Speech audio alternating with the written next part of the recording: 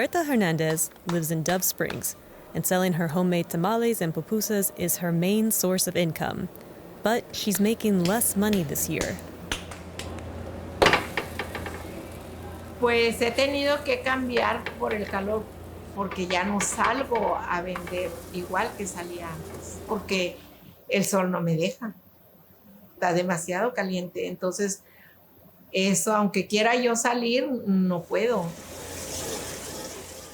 Austin has dealt with record-breaking heat this summer, but some areas of town are hotter than others, and that can mean higher energy bills for residents. But where is this happening, and who's paying more to stay cool?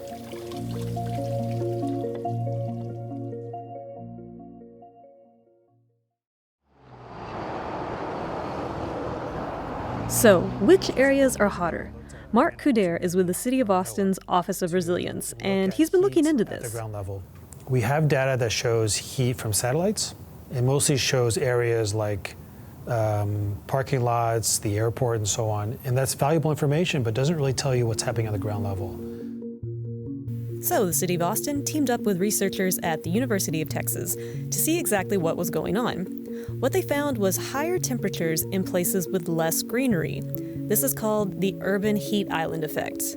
But what is it, and how does it work? Green spaces perhaps away. Dr. Dev Nayogi with UT explains. The solar radiation that comes in over these urban areas, it gets absorbed into the streets, into the steel, into all the infrastructure that is required. And so when you measure the temperatures, you will get that there are blobs which are much hotter. It will look like an island, and that's why it gets referred to as a urban heat island. Those temperatures could be different by anywhere between 5 to 10 degrees.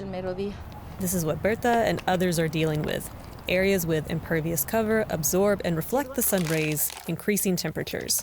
But not everyone is feeling the heat. It is not uniform across the city. Some parts of the city, it is much cooler, and other parts of the city are much, much warmer. North Austin was particularly sensitive to heat. But we also understood that the whole eastern crescent, from Runberg, Montopolis, down to Dove Springs, are heavily sensitive to heat.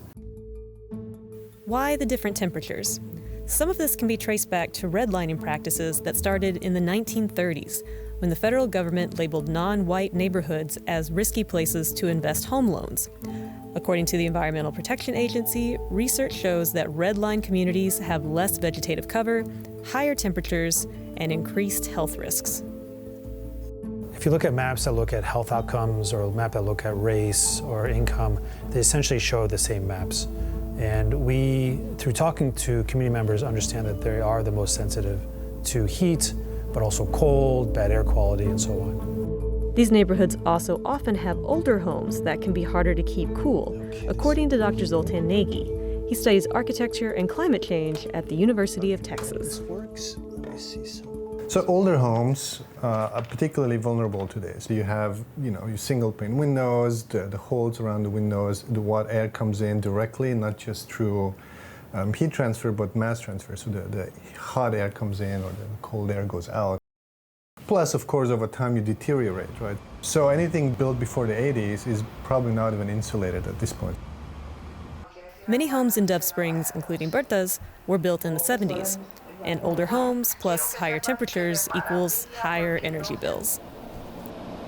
They happen to be in neighborhoods where you probably don't have very energy efficient homes. And clearly, as a result of that, you need to generate more energy use to cool the house. And as a result of that, you are going to have to pay more. No está bien aislada, aunque también es vieja y no está bien aislada. Como te digo, me salieron casi $1,000, entonces, ¿de dónde los voy a juntar? There is another thing that happens, which is that those who cannot afford it delay energy use, and so they turn their HVAC on a lot later. It's a lot warmer inside, and so that creates all kinds of adverse, like health effects. And then, because due to climate change, it gets worse outside, right? Maybe you delay turning on the AC, but then the conditions last longer and longer. So it's really not good. So they have to make a decision between not using energy and staying cool. And that's a very hard conversation to have. It's a conversation Berta has had more than once.